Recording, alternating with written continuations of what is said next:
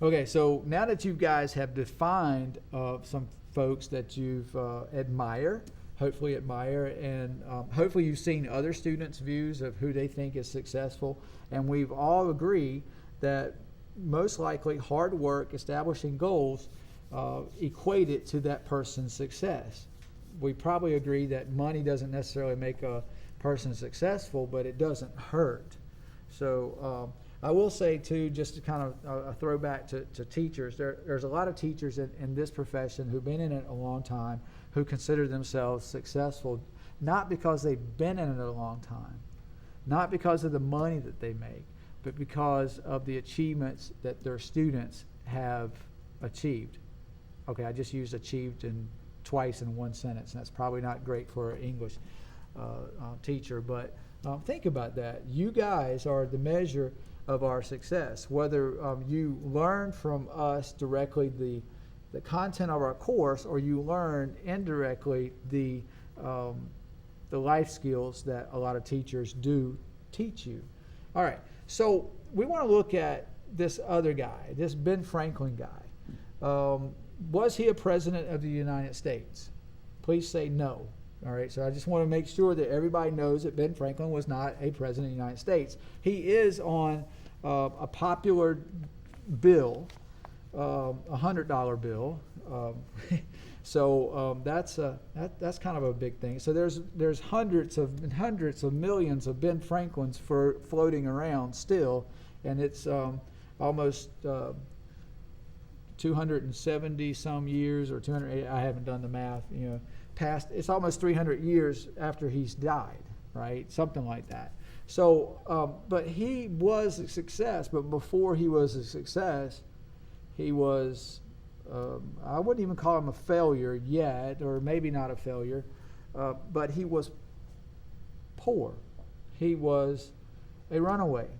He was a dropout. He didn't go to school. Actually, when he was 12 years old, he worked in his brother's printing press as an apprentice. So I want to show you something I found on history.org, and it's meaningful, and it's where I get some of the information. I will say that Ben Franklin is self-taught, and being a self-taught person, he self-taught 5 different languages. And one of them was French, which he didn't speak it well, but he was an ambassador to France at one point in his life. And I was trying to show you this quick biography of Ben Franklin. I did put a link up on the assignment, but there it is. The Electric Ben Franklin, a quick biography of Benjamin Franklin. I'm not going to go over everything with you. I would like, at some point, you guys kind of look it over.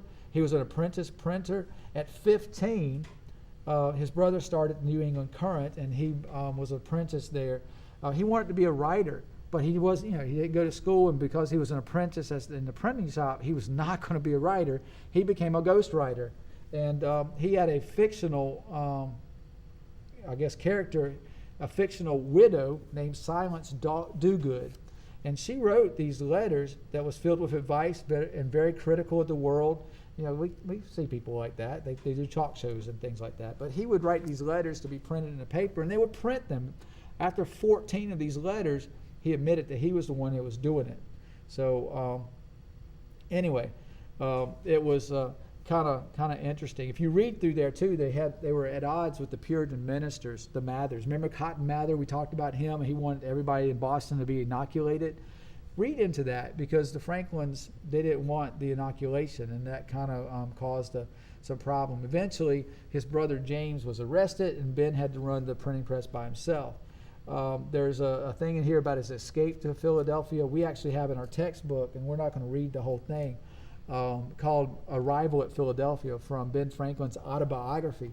And it talks about him coming with only 2 loaves of bread and the clothes on his feet. And maybe a couple of, not 2 loaves of bread, 2, now I can't remember. He had to buy bread with this. He gave one away.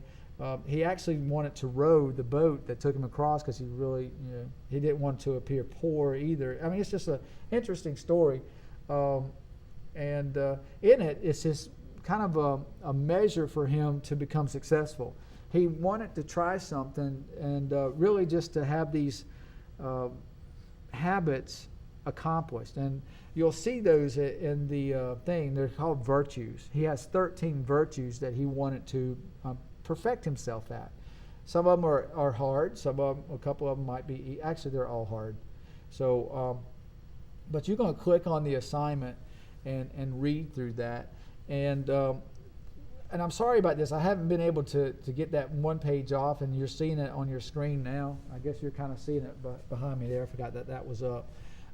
When you go to the next part of this, I'm clicking next there so that you can see it. The Franklin excerpt, you're going to read chapter 8. All right, and then when you click on it, it's going to take you to, and you can make a copy of it if you want to.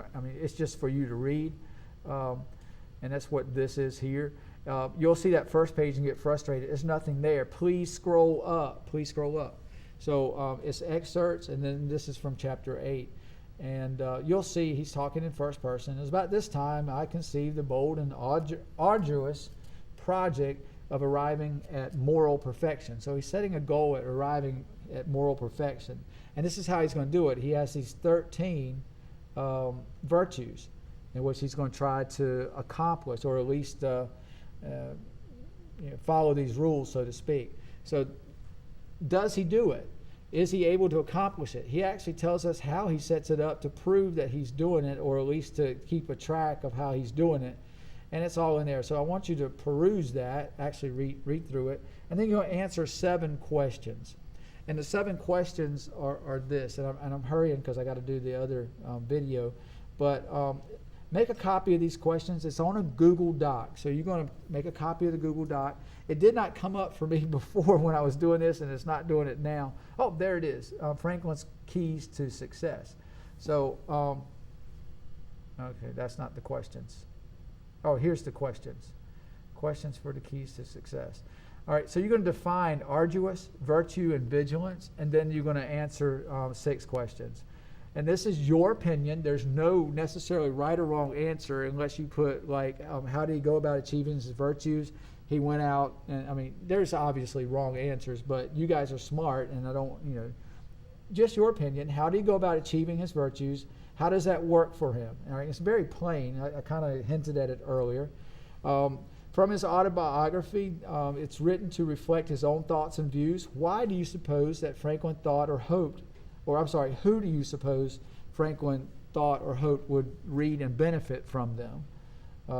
One virtue you do agree, or what one virtue do you agree with strongly? And what virtue do you think is the most absurd or unattainable? And then how did Franklin feel about having worked through his process of achieving moral perfection? So these are just casual questions. They're just meant for you to think. And how do they apply to you? All right, so maybe looking through some of these virtues, maybe that will help you get to some of your goals. Maybe that was his purpose too. So especially in the autobiography. But I'm going to leave you with that. And you guys work on that. That will actually finish us out for the rest of the day. I'm going to figure out what video I need to cut, so hopefully we'll get this finished. Thanks, guys.